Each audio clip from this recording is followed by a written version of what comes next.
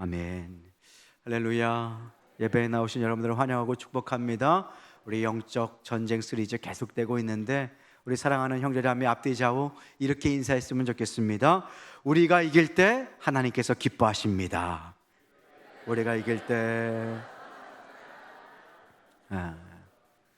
우리 주님께서 우리가 올림픽 구경하는 것처럼 우리나라 올림픽 월드컵 막 경기 치를 때 여러분들 어떻게 하세요? 막 손에 땀이 나고 막 심장이 떨리고 막 그러잖아요. 막 이기기를 응원하고 못하면 어떻게 해요? 막 안타까워하고 어떤 분들은 내가 떠도 저거보다 잘하겠다 그러시는 분들 계실지 모르겠는데 그렇게 막 응원하잖아요. 우리도 영적인 이렇게 싸움을 싸울 때 우리를 위해서 누가 중보하시고 우리를 위해서 누가 힘을 공급해 주실까요? 우리 주님. 나가서 싸워서 이겨라. 너의 믿음의 영토를 확장해라. 하나님께서 우리를 도와주시는 줄로 믿습니다. 우리가 이길 때 하나님의 기쁨이 되고 하나님의 나라가 확장될 줄로 믿습니다. 오늘 우리 찬양대가 귀한 찬양, 어려운 찬양인데 얼마나 이렇게 잘 준비하셔서 했는지 아마 우리 승영교회만 소화할 수 있는 찬양 이렇게 불러주셨는데 하나님께 얼마나 영광이 되는지 모릅니다. 오늘 주제의 말씀 다 잘 나오죠. 오늘은 5번째 시간 우리 믿음의 방패에 대해서 우리 믿음의 방패를 잘 갖추고 돌아가는 여러분 되시길 소망합니다. 사단은요 우리를 그냥 두지 않습니다. 영적 전쟁은 지금도 계속되고 있습니다. 여러분들 조금 있으면 졸리기 시작할 겁니다. 영적인 전쟁이 시작될 겁니다. 싸워서 이기는 여러분 되시길 소망합니다. 여러분들 이 자리에 오실 때까지도 얼마나 영적인 싸움이 있었습니까? 그렇죠? 우리의 삶에 영적인 싸움이 계속되죠. 사단은 오늘 에베소서 6장 16절 말씀에 보니까 불화살을 쏘는 자다라고 설명합니다. 한번 말씀 한번 읽어볼까요? 모든 것 위에 믿음의 방패를 가지고 이로써 능히 악한 자의 모든 불화살을 소멸하고. 사단은 어떤 자예요? 불화살을 쏘는 자입니다. 불화살을 쏘는 자, 여러분들 불화살은 무엇을 의미할까요? 불은 작게 시작해서 모든 것을 태웁니다. 그렇죠? 그래서 우리가 꺼진 불도 다시 보자. 왜 꺼진 불도 다시 봐야 할까요? 다 꺼진 줄 알았는데 불씨가 남아있어서 그것이 초가 삼간을 다 태우고 우리 집을 그리고 동네를 다 태운다는 것이죠. 올해도 이렇게 큰 불이 영남 지역에 나가지고 우리가 이렇게 헌금을 하지 않았습니까? 불은요 작게 시작하지만 그것을 방치할 때 큰 불이 되고 맙니다. 사단도 이와 같습니다. 사단도 작은 불씨로 공격을 합니다. 그런데 그것이 사단의 그 화살에 의해서 우리의 마음에 박히면 우리의 영혼의 전 존재가 타게 된다는 것이에요. 불은 이렇게 작게 시작해서 모든 것을 태우게 됩니다. 그리고 사단의 불화살은 대놓고 날리지 않습니다. 조용하게 어디서 날아왔는지도 모르게 갑자기 예상치 못한 순간에 화살이 우리에게 다가와서 박히는 것입니다.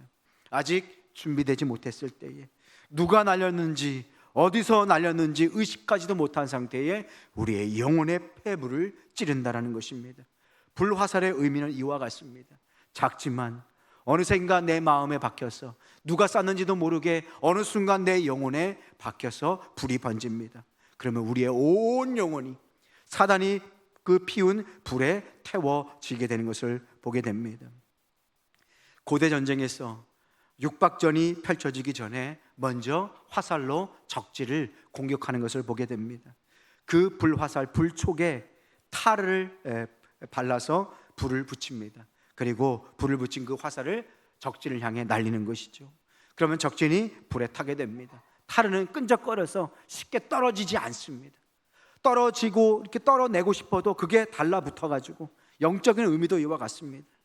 영혼에 우리에 달라붙어서 불이 떨어지지 않는 거예요. 요즘 전쟁은 로켓을 쌓아 올립니다. 지금도 이스라엘과 이란이 전쟁을 하고 있습니다. 여러분들 우리가 깨어서 기도해야 될 줄로 믿습니다. 우리 나라와 민족을 위해서도 기도해야 됩니다. 우리 민족이 정말로 주님 안에서 평화를 누릴 수 있도록 지도자를 위해서 기도해야 합니다. 이란과 이스라엘 전쟁을 보면 로켓 전쟁입니다. 미사일 전쟁이에요. 언제 어디서 누가 날렸는지도 모르게 순식간에 와서 그 국토를 초토화시키는 것을 보게 됩니다. 사단도 사단의 공격도, 영적인 공격도 이와 같습니다. 사단의 불화살은 언제 어디서 날라온지도 모르게 우리의 영혼에 박힙니다.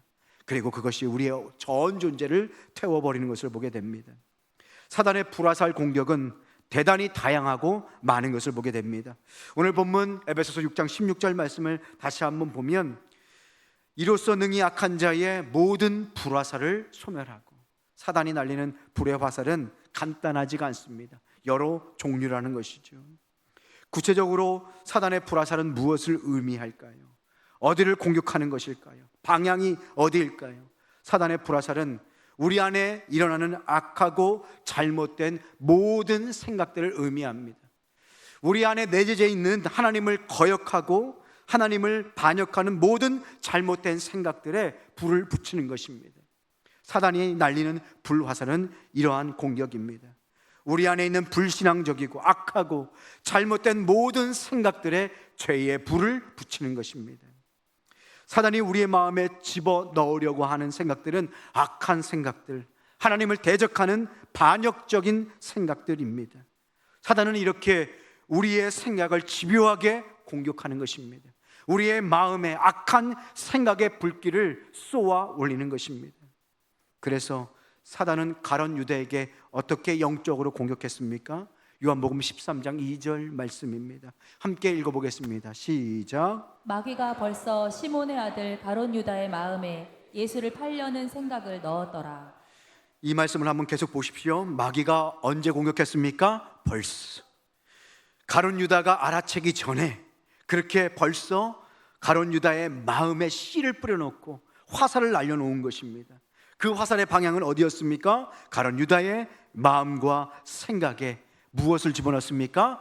예수님을 팔 것을, 그 욕망을, 악한 생각을, 악한 마음을, 감정을 집어넣은 것입니다. 사단은 이렇게 불화살을 날립니다. 우리가 알든 알지 못하든 의식하지 못하는 상황에, 의식하지 못한 곳에서 그렇게 우리에게 화살을 쏘아대는 것입니다. 악한 자의 불화살을 제대로 맞으면 우리의 마음에 어떤 악한 역동성이 생깁니까? 첫 번째, 우리의 마음과 생각이 흔들립니다. 우리의 마음에 상처와 분노가 들끓어 오르게 만듭니다. 예전 같았으면 아무렇지도 않게 지나갔을 일들이 갑자기 큰 상처와 분노가 생겨나게 되죠. 두 번째, 우리의 마음과 생각에 이렇게 흔들림을 따라서 때로는 하나님의 말씀에 대해서 의심하게 하기도 하고 하나님을 향한 불신의 마음이 피어오르기도 합니다. 우리 안에 하나님의 말씀을 향한 의심과 불신의 마음의 불이 피어나는 것이죠.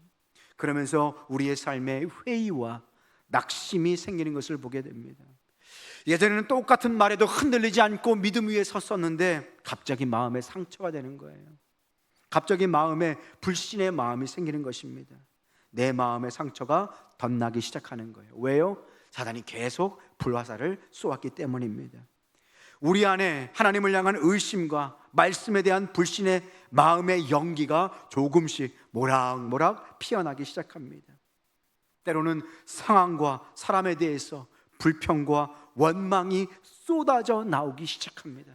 여러분들 기억하셔야 합니다. 내 마음의 상태가 이럴 때에 누가 공격한 것입니까? 사단이 우리를 향하여 불의 화살을 쏜 것입니다. 똑같은 일인데 갑자기 마음의 분노가 차오릅니다. 삐뚤어진 나쁜 마음이 생겨나기 시작합니다. 때로는 서로에 대해서 불신의 마음을 갖도록 합니다.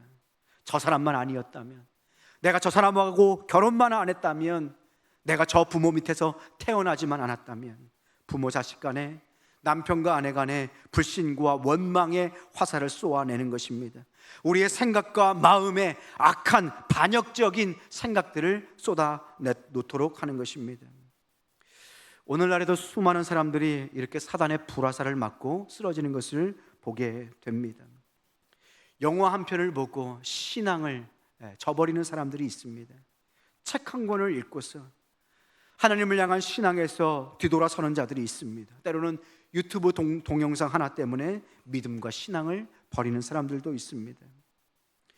여러분들, 사단은요 아무렇게나 막무가내로 화살을 쏘는 것이 아닙니다. 때로는 드라마를 통해서, 때로는 영화를 통해서 우리의 마음 가운데 불신의 의심의 생각들을 쏘아 올리는 것입니다. 그럴듯하게 포장해서 아담과 하와에게 사단이 접근해서 동산 각종 나무의 실과를 먹지 말라고 하더냐, 마음 가운데 원망과 주님을 향한 의심의 마음을 그렇게 갖게 하는 것이지요. 사단은 아무렇게나 막무가내로 화살을 쏘지 않습니다. 분명한 방향과 분명한 초점이 있습니다. 사단이 우리를 향하여 날리는 화살은 어디로 향하여 날아가게 됩니까? 우리 안에 가장 약한 부분들입니다. 어떤 사람은 이것이 돈이 될 수도 있습니다. 물질에 대해서 상처와 아픔이 있는 사람들은 사단이 그것을 집요하게 공격하는 것입니다. 어떤 분들은 명예에 약한 분들이 계십니다. 남들이 인정해 주는 것, 남들이 달아주는 그 명찰 하나에 목숨을 거는 사람이 있습니다. 이 명예에 사로잡힌 사람들에게 사단은 명예에 불을 지피는 것입니다. 시기와 질투, 때로는 육체의 정욕에 약한 사람들이 있습니다. 오늘 이 시간 주님 앞에 여러분들의 약한 점이 무엇인지를 깨달았으면 좋겠습니다. 여러분들이 아마 아실 것입니다. 사단이 늘 나에게 공격하는 그 타켓, 사단이 나에게 불의 화살을 날리는 그곳, 하나님 앞에 오늘 이 시간 치유받고 회복될 수 있기를 주님의 이름으로 축복합니다. 사단이 아무리 공격할지라도 믿음의 방패로 여러분들의 약점을 잘 보완하며 오히려 약점이 하나님 손에 붙들려 쓰임받을 수 있는 강점이 될 수 있기를 주님의 이름으로 축복합니다. 이렇게 사단은 우리의 약한 부분을 공격합니다. 다윗은 어디를 공격했습니까? 어느 날 한적한 곳에 다윗은 왕궁위를 거닐었습니다. 그럴 때 다윗이 가장 약한 부분, 정욕의 불화살이 날라왔습니다. 그래서 우리아의 아내를 취하였던 것이죠. 죄를 지었던 것입니다. 하나님 앞에 참담하게 무너졌던 것이에요. 사울은 어떻습니까? 사울은 권력욕의 타겟이 되었습니다. 사울에게는 다윗이 있었습니다. 다윗은 어떤 자였습니까? 정말로 믿음직스럽고 옆에 두고 나라를 함께 경영해야 할 충신이었습니다. 그런데 다윗이 그렇게 골리앗을 무찌르고 그리고 점점 높아지니까 사울은 무엇의 노예가 되었습니까? 권력욕의 노예가 되었어요. 그래서 다윗을 죽이고자 하여 온 자신의 생애를 그렇게 낭비하고 다윗을 죽이는데 혈안이 되었던 것 아닙니까? 하나님께 쓰임받아야 할 자신의 인생을 누군가를 죽이기 위해서 낭비하고 불태워버리는 안타까운 인생을 살았던 것을 보게 됩니다. 여러분들, 우리 안에도 이렇게 각자의 약점이 있습니다. 이것을 잘 아는 것이 중요합니다. 왜냐하면 사단은 그것을 공격하기 때문입니다. 찰스 템플턴이라는 사람이 있습니다. 20세기 복음 전도자 빌리 그레함의 절친이었습니다. 이 찰스 템플턴은 어렸을 적에 아주 방탕한 삶을 살았습니다. 그런데 주님을 만나고 생애가 완전히 바뀌었어요. 그래서 빌리 그레함을 만나가지고 함께 복음을 전하며 영광스러운 삶을 살았습니다. 그런데 어느 한 날 그가 자신의 신앙과 믿음이 흔들리기 시작했습니다. 사단의 불화살을 방치하고 사단의 불화살 때문에 자신의 믿음이 흔들렸던 것입니다. 결국 예수님을 부정하고 믿음을 배반하게 되었습니다. 그리고 결국은 목사의 직분도 버리고 하나님과의 작별이라는 책을 썼습니다. 그가 하나님을 떠난 이유가 무엇이었을까요? 어느 한 날 그가 책을 펴서 읽었습니다. 라이프지라는 책을 봤습니다. 그런데 거기에 한 사진이 있었어요. 그 사진은 북부 아프리카의 한 여인이 죽은 자신의 자녀를 품에 안고 하늘을 원망하듯 그렇게 쳐다보는 사진이었어요. 그때 이 템플턴은 이렇게 생각했습니다. 이 여인이 그토록 간절히 원했던 것은 하나님 단 한 줄기의 비였습니다. 그런데 이 비를 내려주지 않는 당신 하나님이, 신이 과연 사랑과 자비의 창조주란 말입니까? 하나님이 정말 살아계신다면 어떻게 이 여인의 고통을 설명할 수 있겠는가? 그러면서 찰스 템플턴은 사단의 불화살을 맞고 쓰러져 버렸습니다. 그리고 신앙을 버렸던 것을 보게 됩니다. 똑같은 경험이 저에게도 있었습니다. 제가 몇 번 강단에서 말씀을 드린 적이 있습니다. 대학교 2학년 때 제가 지하철을 타고 낙성대에 내려서 마을버스를 타고 총신대학교에 가는 길이었습니다. 그러나 그날 아침에 늘 습관대로 신문을 사서, 그때는 핸드폰으로 신문을 보지 않고 직접 종이로 봤잖아요. 그 500원 주고 신문을 사서 읽었습니다. 그런데 거기 어떤 내용이 있었냐면 한 남매가, 초등학교 유치원 다니는 남매가 부모를 다 잃어버리고 그리고 나이 든 할머니와 함께 살았습니다. 할머니는 폐지를 주우러 아침 일찍 나갔어요. 그런데 이 유치원 여자아이가 오빠에게 얘기하는 거예요. 오빠, 너무 추워. 한겨울이었어요. 그래서 오빠는 그 근처에 있는 가지와 쓰레기를 다 모아서 집안에 전기도 끊기고 다 끊겼으니까 찬바람이 쌩쌩 부는 그날 동생을 위해서 불을 붙입니다. 깡통에 구멍을 내고 불을 붙였어요. 그런데 그 아이가 그렇게 추워서 덜덜 떨다가 곤히 잠든 사이에 그 불길이 쓰러진 거예요. 그리고 집을 다 태우고 결국 그 두 아이가 거기에서 죽었습니다. 저는 그 사실을, 그 뉴스를 읽고 그날 너무 가슴이 아팠어요. 찰스 템플턴처럼 하나님께 물었습니다. 하나님, 그때 그 당시 그 아이가 죽었을 때 어디에 계셨습니까? 무엇을 하셨습니까? 라고 물었습니다. 버스 안에서, 지하철 안에서 그렇게 속삭이듯 그렇게 마음에서 분노를 표출했습니다. 그런데 하나님께서 저에게 음성을 주셨어요. 저는 그 질문을 가지고 주님 앞에 나아갔습니다. 인본주의적인 사회학적인 그런 고찰이 아니라 하나님 앞에 엎드려 간구했습니다. 그때 하나님께서 주시는 음성이 뭐였습니까? 저에게 주시는 음성은, 내가 세상을 원래 그렇게 창조했더냐? 내가 만든 세상이 원래 그런 모습이었더냐? 누가 이 세상을 이렇게 깨트렸느냐? 그리고 내가 수많은 사람들을 그들에게 보냈는데 왜 가지 않느냐? 내가 너를 보낼 것이다. 너는 그들의 아픔을 닦아내는 그런 목회자가 되라. 오히려 아픔이 사명이 되었습니다. 찰스 템플턴처럼 우리에게 이렇게 사단이 화살을 날릴 것입니다. 그때 하나님을 붙들고 믿음의 방패로 승리할 수 있는 여러분 되시길 소망합니다. 아우슈비츠 가스실이 있습니다. 거기서 400만이라는 유대인이 죽었습니다. 서울시 인구가 900만이라고 해요. 서울시 인구의 절반이 죽은 거예요. 어마어마한 숫자가 그 가스실에서 하루에 수천 명이 그렇게 죽었습니다. 그런데 그 가스실 안에 글자가 새겨져 있습니다. 그 글자가 무엇일까요? 하나님은 여기도 살아계시다. 사단의 불화살이 쏟아지는 그 현장 가운데, 참혹한 현장 가운데, 하나님을 버려도 수백 번 버릴 수 있는 그 현장 가운데 믿음을 지킨 사람들이 있었다라는 것입니다. 사랑하는 성도 여러분, 이 영적인 전쟁터, 영적인 가스실에서 우리가 살고 있습니다. 믿음의 방패를 붙들고 끝까지 승리할 수 있는 여러분 되시기를 주님의 이름으로 축복합니다. 그렇다면 우리가 어떻게 믿음을 지키고 영적인 싸움에서 승리할 수 있을까요? 그것은 오늘 본문이 말해주는 에베소서 6장 16절 말씀, 이 모든 것 위에 믿음의 방패를 붙잡아야 합니다. 믿음의 방패가 견고히 세워져야 합니다. 이 말씀을 요한일서 5장 4절은 이렇게 설명합니다. 무릇 하나님께로부터 난 자마다 세상을 이기느니라. 세상을 이기는 승리는 이것이니, 그 승리는 어디에서 나온다고 합니까? 우리의 믿음이라. 믿음이 이긴다라는 것입니다.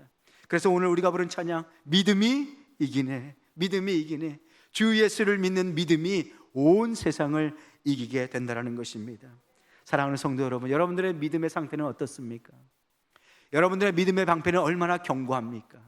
여러분들은 주님을 정말로 진실로 믿고 계십니까? 다시 한번 대답해 보겠습니다. 여러분들 벌써 영적인 전쟁에서 지신 분들이 계세요. 눈을 감고 안식을 취하는 분들이 계시는데, 다시 한번 물어보겠습니다. 여러분들의 믿음의 반석은 견고히 세워졌습니까? 그렇다면 믿음의 4가지 지표를 알려드리려고 해요. 나의 믿음의 방패가 정말 견고하게 세워져 있는가? 믿음의 방패를 정말 제대로 붙들고 있는가? 내 믿음을 확인하는 4가지 지표입니다. 첫 번째는요, 바로 신뢰입니다. 이 신뢰는 무엇입니까? 믿음의 대상인 하나님을 신뢰하고 믿는다라는 뜻입니다. 신뢰가 깨어지면 건강한 관계를 형성할 수 없습니다. 믿음은 신뢰입니다. 그 신뢰는 하나님을 향한 신뢰입니다. 그래서 믿음은 인격적인 단어입니다. 믿음은 구호가 아닙니다. 믿음은 암송이 아니에요. 믿음은 무엇입니까? 하나님과의 인격적인 신뢰의 관계가 형성되는 것입니다. 그래서 매일의 삶, 매일의 영적 전투가 중요한 거예요. 내가 매일의 삶을 통하여 하나님과 인격적인 신뢰의 관계가 형성되어 있는가? 나는 얼마나 주님을 알고 있는가? 이 안다라는 단어는 머리로 아는 단어가 아닙니다. 경험으로, 삶으로 깨달아 아는 것입니다. 이 안다라는 단어는 하나님과 우리의 관계뿐만 아니라 부부 안에서의 관계를 의미하는 것입니다. 내가 아내를 안다라는 것은 아내의 이름과 그리고 아내의 가족의 이름을 다 안다라는 뜻이 아닙니다. 아내를 삶으로 경험하고 그 사람이 누구인지를 삶 가운데 인격적인 관계를 통해서 알게 되는 것이죠. 신뢰하게 되는 것이죠. 하나님과의 신뢰도 이와 마찬가지입니다. 하나님께서 끝까지 견고하게 나를 붙들어 가시는 것처럼 나도 주님을 끝까지 신뢰하고 믿겠습니다. 여러분들 견고한 반석이 세워질 수 있기를 주님의 이름으로 축복합니다. 주님을 신뢰하십시오. 그 믿음이 굳건하게 세워질 수 있기를 소망합니다. 믿음의 첫 번째는 신뢰입니다. 이 신뢰가 어디로 이어질까요? 바로 의존으로까지 이어지게 됩니다. 의존이 무엇입니까? 자기 자신을 던질 수 있는 것입니다. 온전한 맡김이 바로 의존입니다. 하나님을 믿고 뛰어내릴 수 있느냐의 말입니다. 근데 우리 아이들과 놀아줄 때 아이들이 높은 곳에 올라가길 원하잖아요. 그러면 아이들 높은 곳에 탁 올려줍니다. 그렇죠? 높은 곳에 올라가서 이 아이들이 이제 가만히 있지 않고 어떻게 해요? 뛰어내리려고 하잖아요. 그럼 막 뛰어내릴 때 아빠는 어떻게 합니까? 그래, 뛰어내려봐. 누가 잡아줍니까? 엄마가 잡아줄 거야. 그러지 않죠? 아빠가 잡아줄 거야 라고 얘기합니다. 그럼 그 아이가 맨 처음에 막 두려워합니다. 뛸까 말까 막 그래요. 그러면 아빠가 어떻게 해요? 아빠 못 믿어? 아빠 믿어봐. 애들이 안 뛰어내리면 아빠가 속상해해요. 왜 속상해 할까요? 아빠를 안 믿어주는 거잖아요. 어떤 아이는요, 자신의 온몸을 맡겨서 뛰어내리는 것을 보게 됩니다. 여러분들, 그 뛰어내리는 것이 무엇입니까? 바로 의존을 말합니다. 하나님께 그리고 부모님께 나를 온전히 맡기는 것입니다. 풍랑이를 걸어가는 그 믿음이 바로 의존이에요. 베드로가 예수님께 나도 풍랑이를 걸어가게 해주세요 라고 믿었던 것은, 베드로는 그 순간 자신을 온전히 주님께 맡길 수 있었던 무엇이 있었던 거예요? 의존하는 믿음이 있었던 것이에요. 여러분, 죽으면 죽으리라 누구의 고백입니까? 에스더의 고백이에요. 에스더가 민족을 구하기 위하여, 유대 민족을 구하기 위하여 왕을 찾아갑니다. 황제를 찾아갑니다. 그때 황제가 부르지도 않았는데 찾아가면 목숨을 걸고 가는 거예요. 그럴 때 에스더는 어떤 고백을 했어요? 하나님 뜻에 순종할 때에 내가 죽는 순간이 올지언정 그 순간을 믿음으로 받아들이겠습니다. 하나님, 주 뜻이라면 순종하고 죽겠습니다. 나의 삶을 온전히 주의 손에 맡깁니다. 그것이 의존의 믿음입니다. 욥은 어떻게 고백했습니까? 주시니도 주님이시고 치유하여 가시니도 주님이시니 주님의 이름이 영원토록 찬양을 받으옵소서. 그것이 의존의 믿음입니다. 나의 인생, 나의 삶 다 주님께서 선물로 주셨습니다. 주님께서 때로는 거두어 가실 때에 내가 아멘으로 주님 손에 올려드리게 하여 주옵소서. 주님만 온전히 신뢰합니다. 그것이 절대 의존의 믿음인 것입니다. 하나님께서 때로는 이 의존의 믿음을 키우기 위해서 우리의 것들을, 우리의 삶을 흔드실 때가 있습니다. 하나님께서 우리의 건강과 우리의 자녀와 우리의 가정과 내가 가지고 있는 물질을 흔드실 때가 있습니다. 추풍나가처럼 그렇게 흔들어 우리를 흩으실 때가 있다는 것입니다. 그때 우리는 무엇을 깨닫게 됩니까? 내게 있는 모든 것들이 다 내 것이 아니었구나. 내가 자신 있었던 내 건강, 내가 정말 열심히만 하면 펑펑 벌었던 그 돈들, 내게 있는 모든 것, 나의 생명까지 내 것이 아니라 하나님 것이었구나. 하나님께서 그걸 찾으시는구나. 하나님, 욥의 그 믿음을 이제야 배웁니다. 내가 불과 같은 이 시험 가운데 하나님 뜻 가운데서 점과 같이 믿음의 사람으로 빚어가게 하여 주옵소서. 그것이 무엇입니까? 바로 절대적인 의존의 믿음인 것입니다. 내가 정말 믿음의 방패를 굳건하게 붙들고 있는가? 첫 번째, 신뢰예요. 신뢰는 인격적인 관계를 말한다고 말씀드렸습니다. 두 번째, 의존입니다. 인격적인 의존과 신뢰의 관계는 절대적인 의존의 관계로 이어집니다. 100%를 주님 앞에 내려놓을 수 있는 그 믿음.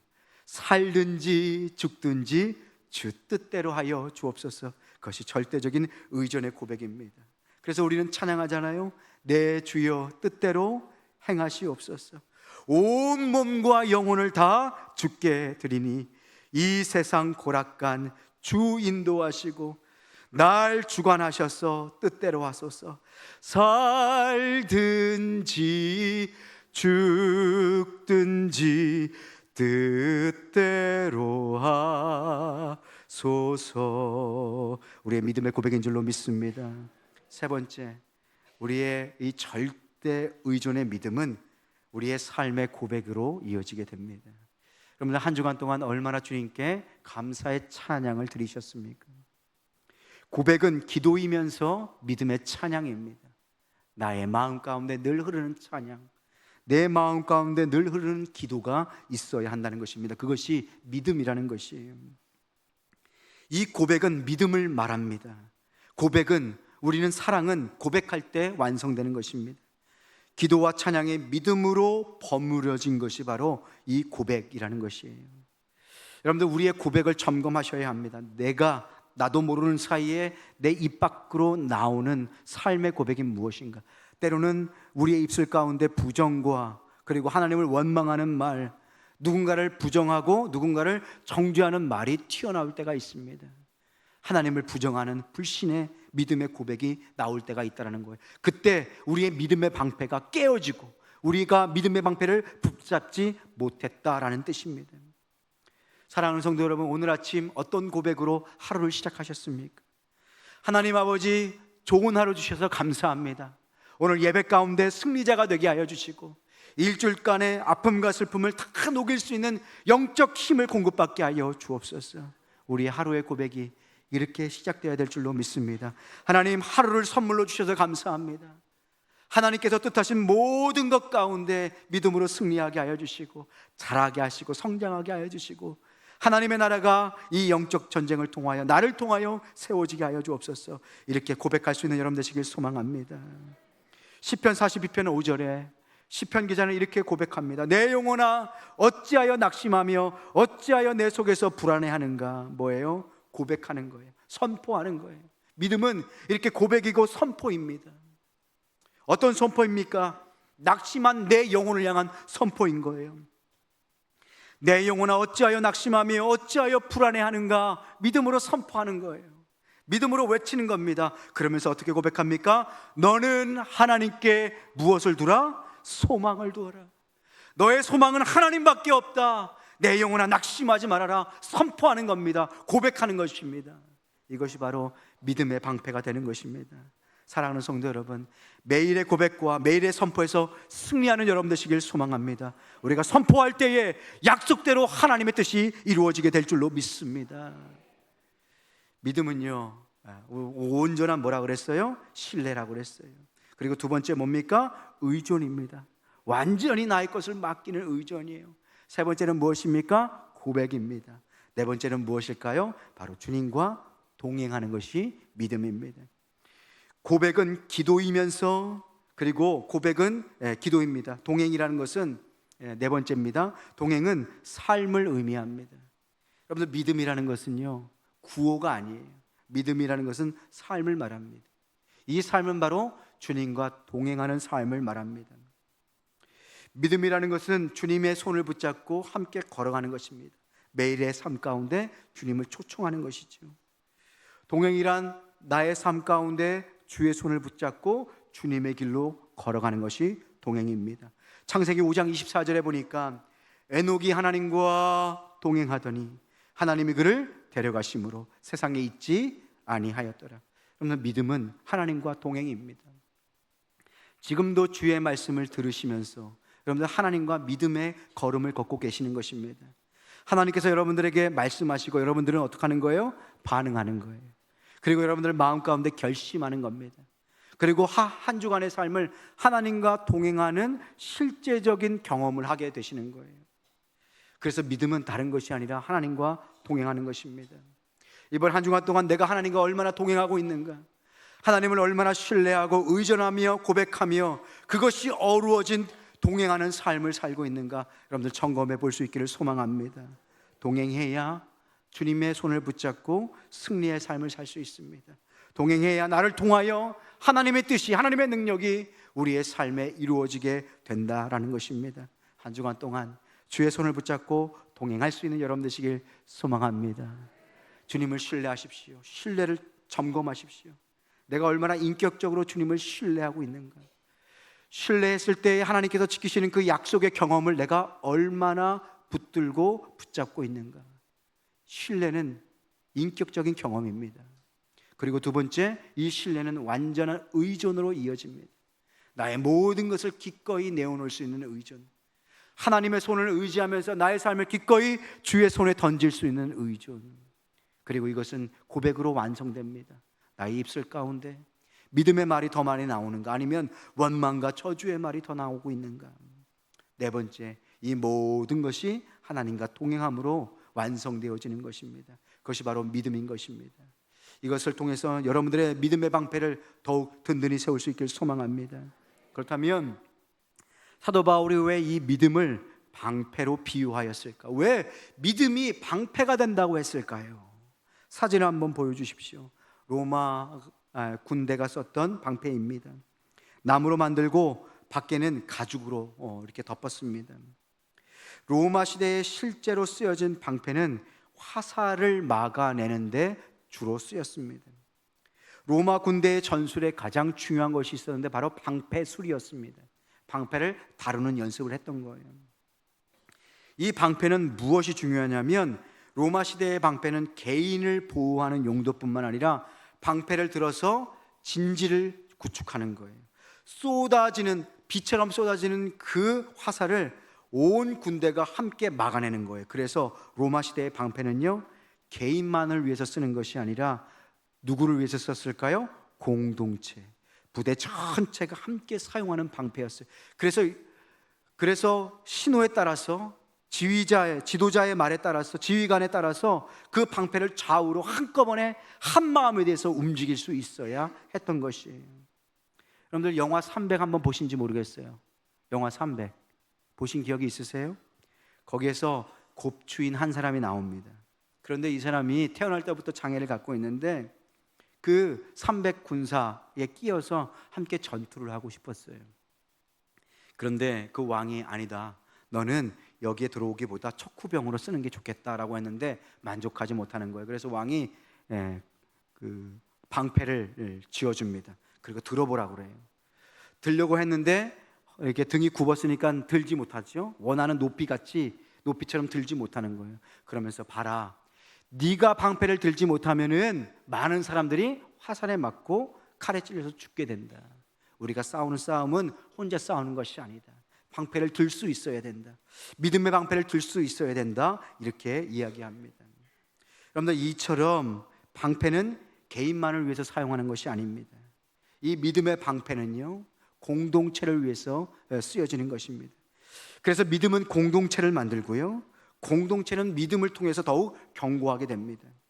믿음의 방패를 높이 들어서 서로를 붙들고 서로를 보호해 주는 것입니다. 여러분들, 가정을 위해서 기도하는 영적인 부모 여러분, 아버지, 어머니 여러분, 여러분들의 믿음의 방패가 견고해야 여러분들의 가정 가운데 쏟아지는 불의 화살을 막아낼 수 있습니다. 여러분들의 방패를 굳건하게 세울 수 있기를 주님의 이름으로 축복합니다. 우리의 교회도 마찬가지입니다. 지금도 사단의 불화살이 계속 쏟아지고 있습니다. 한국 교회 위에 쏟아지고 있습니다. 누가 이 믿음의 방패를 높이 들어야 하겠습니까? 우리 모두가 서로를 위해서, 교회를 위해서 믿음의 방패를 굳게 세워야 될 줄로 믿습니다. 믿음의 방패는 나 혼자만을 위한 것이 아닙니다. 교회는요, 여러분 잘 들어보십시오. 교회는 진리가 실천되는 공간입니다. 여러분들, 이 교회, 이 예배 현장은요, 진리가 선포되고 진리에 반응하고 진리가 실천되는 공간이 어디예요? 교회라는 것이에요. 그래서 예배 드릴 때 저만 중요한 것이 아니라 말씀을 듣고 반응하는 여러분들도 똑같이 중요한 거예요. 여러분들도 지금 영적 전쟁을 준비하고 치르고 싸우고 있는 중입니다. 교회는 진리가 실천되는 공간입니다. 그렇기 때문에 사단의 불화살이 쏟아질 때 누가 이것을 지키고 보호해야 합니까? 바로 믿음의 방패를 든 영적 어른들이 있어야 합니다. 우리 교회 장로님들, 권사님들, 안수 집사님들, 나의 믿음의 방패를 견고하게 세워서 교회를 지켜 나갈 수 있기를 주님의 이름으로 축복합니다. 교육은 진리가 실천되는 공간이에요. 이것이 중요해요. 이제 여러분 성경학교 수련회 우리 교사들, 우리 전도사님들 막 땀 흘리면서 이렇게 사명을 감당합니다. 그런데 교회 교육은요, 무엇이 중요하냐면 그 공간 안에 진리가 실천되는 공간을, 공동체를 만들어내는 거예요. 교회도 마찬가지입니다. 공동체를 지키는 능력은 그래서 거짓 없는 믿음이 중요합니다. 디모데후서 1장 5절 말씀에 보면 이는 내 속에 있는 거짓이 없는 믿음이 있음을 생각함이라. 이 믿음은 먼저 내 외조모 로이스와 내 어머니 유니게 속에 있더니 내 속에도 있는 줄을 어떡하노라? 확신하노라. 사도 바울이 디모데를 불러서 같이 사역을 했잖아요. 거기 안에 무엇을 보고 동역자로 삼았어요? 거짓 없는 믿음. 교회 안에 거짓 없는 믿음의 사람들로, 알곡들로 가득 차야 그 교회가 건강한 교회가 되는 것입니다. 나의 믿음이 정말 거짓이 없는 진정한 믿음인지를 여러분들 점검하십시오. 그래야 우리 교회가, 여러분들의 가정이, 그리고 여러분들의 공동체가 건강하게 세워질 수 있는 것입니다. 거짓 없는 믿음을 통하여 사단의 불화살을 막아낼 수 있는 교회가 되어야 합니다. 그래서 여러분들 교회 리더를 세울 때 이것을 잘 보아야 합니다. 거짓이 없는 믿음이 있어야 되는데 오히려 거짓과 위선으로 가득 찬 믿음의 사람들이 있습니다. 혹시 내가 그런 사람들은 아닌지 먼저 점검해야 합니다. 하나님 앞에 서야 합니다. 건강한 교회는 거짓 없이 남을 위해서 함께 보호해주며 주님의 나라를 이루어갈 수 있는 믿음의 진실한 그 방패가 준비되어 있어야 합니다. 사랑하는 성도 여러분, 우리 믿음의 방패를 높이 들 수 있기를 소망합니다. 그렇다면 우리의 영원한 방패가 무엇일까요? 우리가 어떻게 굳게 붙잡아야 되는지를 보았습니다. 우리의 영원한 참된 방패 무엇인지 히브리서 12장 2절 말씀 함께 읽어보겠습니다. 함께 읽겠습니다. 시작. 믿음의 주요 또 온전하게 하시는 이인 예수를 바라보자. 그는 그 앞에 있는 기쁨을 위하여 십자가를 참으사 부끄러움을 개의치 아니하시더니 하나님 보좌 우편에 앉으셨느니라. 아멘. 여러분들, 우리가 굳게 붙잡아야 할 방패, 이 방패를 누가 주십니까? 예수님께서 주신다는 것이에요. 영적 싸움을 싸울 때 믿음의 주요, 믿음을 시작하신 분이시고 믿음을 온전하게 끝까지 붙들어 가시는 분이 누구이십니까? 예수 그리스도라는 것이에요. 그러니 우리가 믿음의 방패를 굳게 붙잡기 위해선 누구를 바라봐야 합니까? 예수님을 바라봐야 한다는 것이에요. 구약은 이 방패에 대해서 이렇게 고백합니다. 창세기 15장 1절 말씀입니다. 우리 한 목소리로 함께 읽겠습니다. 시작. 이후에 여호와의 말씀이 환상 중에 아브람에게 임하여 이르시되 아브람아 두려워하지 말라. 나는 네 방패요 너의 지극히 큰 상급이니라. 아멘. 아브라함에게 하나님께서 당신을 무엇으로 소개하십니까? 나는 너의 큰 방패다. 나는 너의 큰 상급이다. 그 상급이 무엇으로 나타나는 것이에요? 아브라함의 삶을 지키는 방패가 되는 거예요. 사랑하는 성도 여러분, 전능하신 하나님께서 우리의 방패가 되어주시는 줄로 믿습니다. 그래서 시편 33편 20절 말씀, 우리의 영혼이 여호와를 바라며 그는 우리의 도움과 무엇이 된대요? 방패가 된다. 이 방패 되시는 하나님을 굳게 붙잡는 여러분 되시길 소망합니다. 우리 신약 말씀을 통해서 보면 사단이 우리에게 정죄의 화살, 죄의 화살, 유혹의 화살을 막 날려요. 그럴 때 우리를 대신해서 그 화살을 맞아주신 분이 누구십니까? 예수 그리스도세요. 누가 정죄의 화살을 맞으셨습니까? 예수 그리스도. 누가 우리를 보호해주는 방패가 되셨습니까? 예수 그리스도. 나는 너의 방패다 라고 말씀하신 것은 사단이 날리는 모든 화살을 내가 너를 대신해서 막겠다라는 예수님을 향한 약속인 줄로 믿습니다. 예수님은 우리 대신 저주가 되셨어요. 화살을 맞으신 거예요. 갈라디아서 3장 13절 말씀입니다. 그리스도께서 우리를 위하여 무엇을 받으셨습니까? 저주를 받았다. 그래서 율법의 저주에서 우리를 속량하셨으니 기록된 바 나무에 달린 자마다 저주 아래 있는 자라 하였습니다. 예수님께서 사단의 모든 정죄와 죄의 화살을 우리 대신해서 받으셨습니다. 우리 대신 받으시고 우리의 방패가 되어 주셨습니다. 베드로전서 2장 24절 말씀입니다. 친히 나무에 달려 그 몸으로 무엇을 담당하셨습니까? 우리의 죄를 담당하셨습니다. 사랑하는 성도 여러분, 우리의 방패 되시는 하나님을 굳게 붙잡는 여러분 되시길 소망합니다. 내가 그동안 의지했던 나의 지혜, 나의 재물들, 내가 갖고 있는 나의 능력들 다 내려놓고 주님만 굳게 붙잡을 수 있길 소망합니다. 시편 34편 8절 말씀이에요. 제가 이 말씀 준비하면서 하나님이 주시는 음성으로 들었어요. 승영교회 수많은 성도들이 아픔과 슬픔 가운데 있다. 내가 저들에게 방패가 되어주길 원한다. 믿음의 방패를 저들에게 선물로 주어라, 선포해라. 그러면서 이 말씀이 얼마나 저에게 기쁨이 된지 몰라요. 우리에게 주신 약속의 말씀으로 보고 함께 한번 믿음으로 선포하셨으면 좋겠습니다. 함께 읽겠습니다. 시작. 너희는 여호와의 선하심을 맛보아 알지어다. 그에게 피하는 자는 복이 있도다. 할렐루야. 여호와의 선하심을 맛보아 알길 소망합니다. 그에게 피하십시오.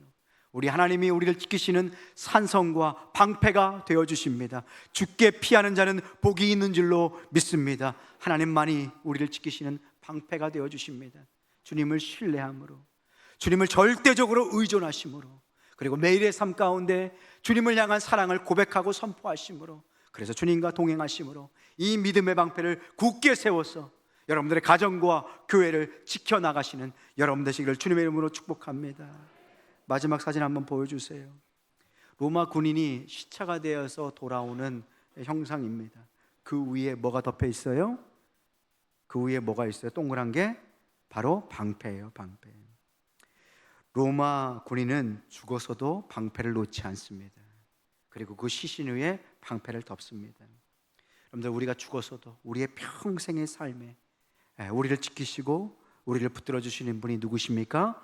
예수 그리스도. 매일의 삶 가운데 예수님을 굳게 붙잡고 영적인 전쟁에서 승리하는 여러분 되시기를 주님의 이름으로 축복합니다. 오늘 시간 기도했으면 좋겠습니다. 말씀을 붙들고 기도했으면 좋겠습니다. 하나님, 사단이 지금도 불화살을 날립니다. 우리의 연약한 부분이 무엇입니까? 주님 앞에서 해결되고 치유받게 하여 주옵소서. 무엇보다 우리의 방패 되시는 그 주님을 붙잡길 원합니다. 주님을 신뢰합니다. 의존합니다. 주님과 동행하길 원합니다. 사단이 아무리 불화살을 날릴지라도 우리 교회와 가정, 우리가 높이 든 주님의 방패로 인하여 승리하게 하여 주옵소서. 지켜내게 하여 주옵소서. 영적 전쟁에서 승리하게 하여 주옵소서. 함께 기도합니다. 하나님, 은혜를 감사합니다. 오늘도 믿음의 전신갑주를 굳게 붙잡습니다. 하나님, 오늘 이 시간 우리에게 주신 진리의 띠를 맵니다. 의의 흉배를 붙입니다. 오늘 이 시간 평안의 복음의 신을 씻습니다. 무엇보다 오늘 믿음의 반석을 굳게 세웁니다. 하나님, 주님만이 우리의 산성 되시고 우리의 방패 되십니다. 세상의 것 의지하지 않고 예수님의 십자가만을 의지하게 하여 주옵소서. 그 믿음의 방패를 굳게 붙잡고 날라오는 그 사단의 화살을 능히 이기며 대적하며 승리하게 하여 주옵소서. 믿음이 이깁니다. 믿음으로 승리하게 하여 주옵소서. 흔들리지 않는 믿음의 방패를 허락하여 주옵소서. 사단이 아무리 참소할지라도 유혹할지라도 뚫지 못하는 믿음의 방패를 가지고 승리하며 전진하는 주의 군사가 되게 하여 주옵소서. 하나님, 우리를 감사합니다. 오늘도 영적인 전신 갑주를